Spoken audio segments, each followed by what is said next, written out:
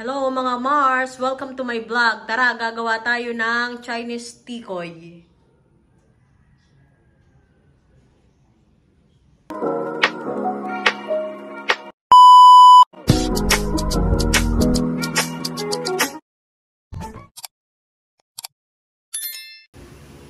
Hi mga Mars! Ito ang sangkap para sa ating gagawing Chinese tikoy.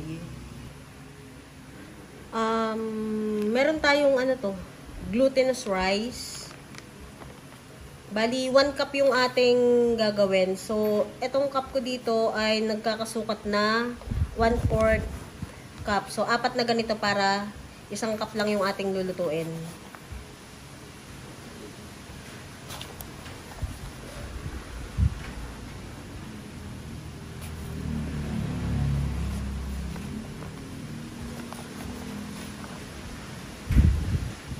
Ayan na yung ating 1 cup.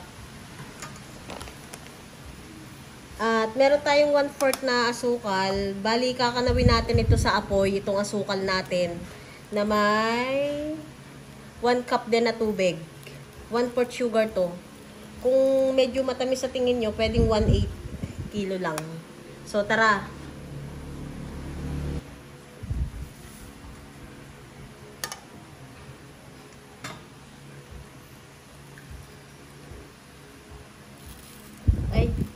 Bali, half lang siguro. Tama, parang 1/8 lang.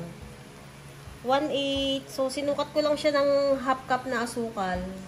Kasi sa tingin ko parang masyadong matamis. Depende mar sa dami ng gagawin.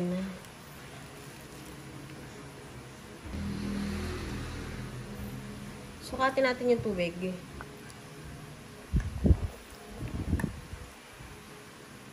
Wow! So, tansyahin lang muna natin mga Mars.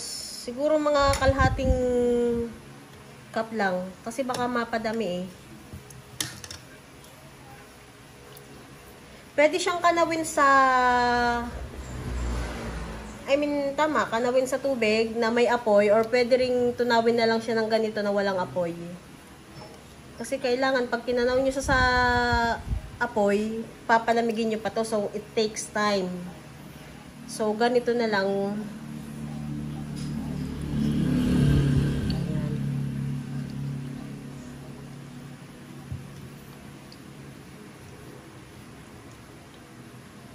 So, pwede na natin siyang ilagay dito sa ating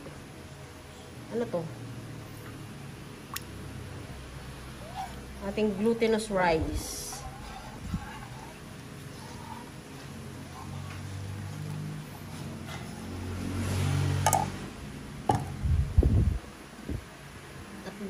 Yan. Sakto lang siya na mga Mars. Kalahating tasang asukal at kalahating tasang tubig. Kanawin, pwede lang din kahit hindi kanawin siya sa may apoy.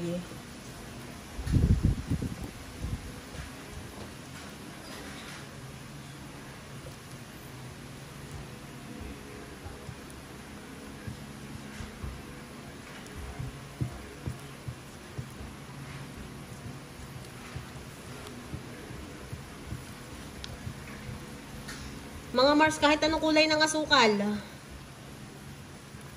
Kahit puti, pwede lang din. Pero mas maganda kasi yung brown, parang talagang kulay tikoy siya. Tikoy ng mga Chinese. Pag mga wala ng buo-buo at ganito na yung consistency, pwede na natin siyang isalang. Konti lang to, kaya parang mabilis lang yung ating paggawa. Siguro pag madami na yung gagawin, it takes time. Kasi kailangan marami kang oras sa paghalo. Kailangan, di ba? So, mga Mars, eto, dito natin ilalagay yung ating Chinese tikoy. Lagyan natin siya ng oil para hindi manikit.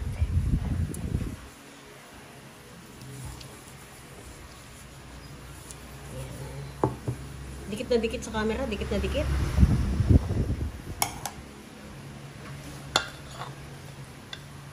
Oh no.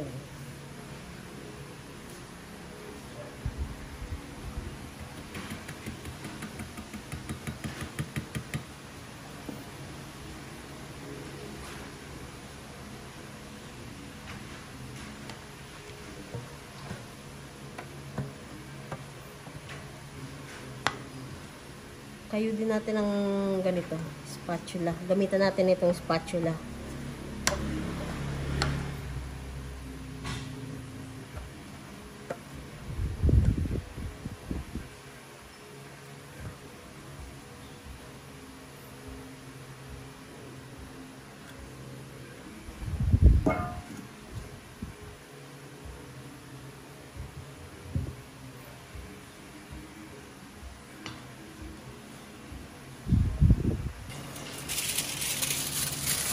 Takpan natin siya ng foil para hindi siya matuluan ng tubig.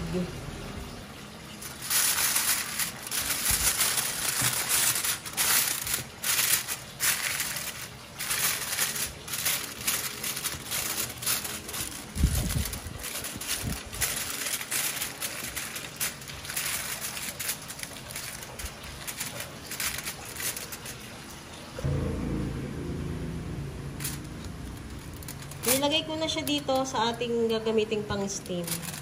Sakto lang tong ating hulmahan dito sa ating steam. Maliit lang yung size niya. So magpakulo muna tayo ng tubig mga Mars.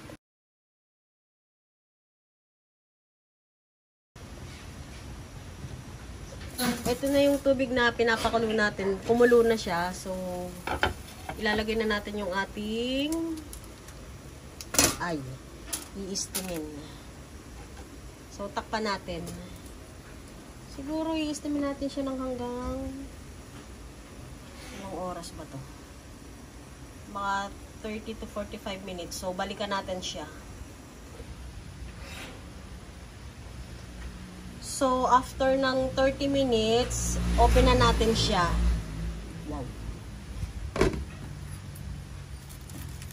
Chinik ko na to kanina eh. Kanina hilaw-hilaw pa siya. So, ngayon, gagamitin natin siya ng ganito. Wala nang nadikit. So, ibig sabihin, luto na siya.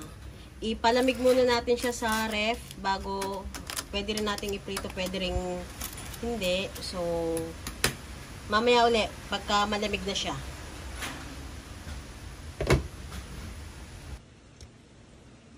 Ito na yung ating tikoy na pinalamig. So, ngayon, malamig na siya. At ating piprituhin.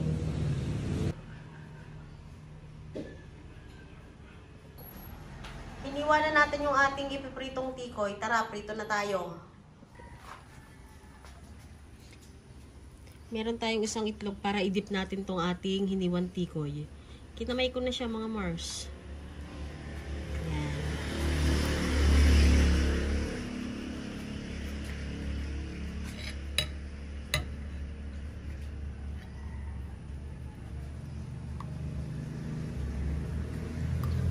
Pwede naman tinidurin. Pwede rin kamayin.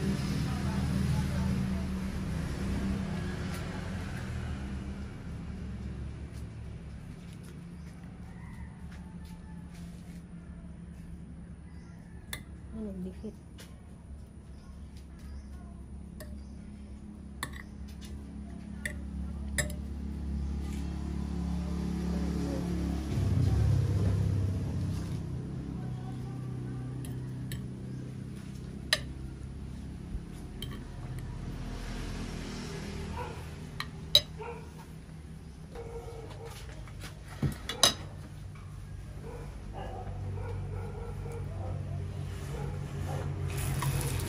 Mahina lang yung apoy mga Mars.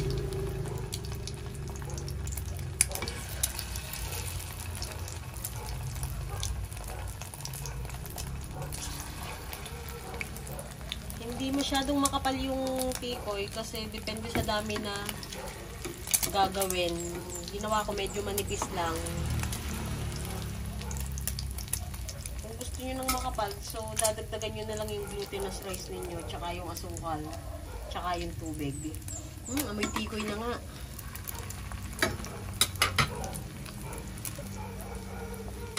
Baliktarin na natin mga Mars. Wow. Ay.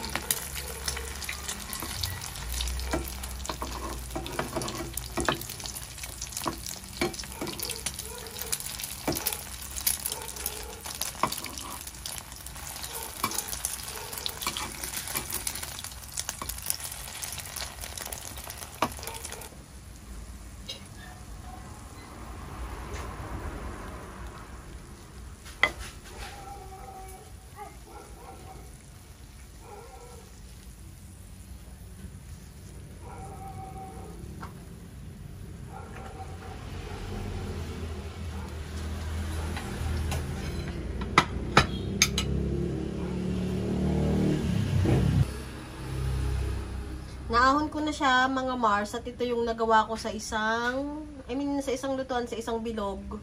So, ito na siya, pati sa pagprito, ito na rin siya. So, ready to serve.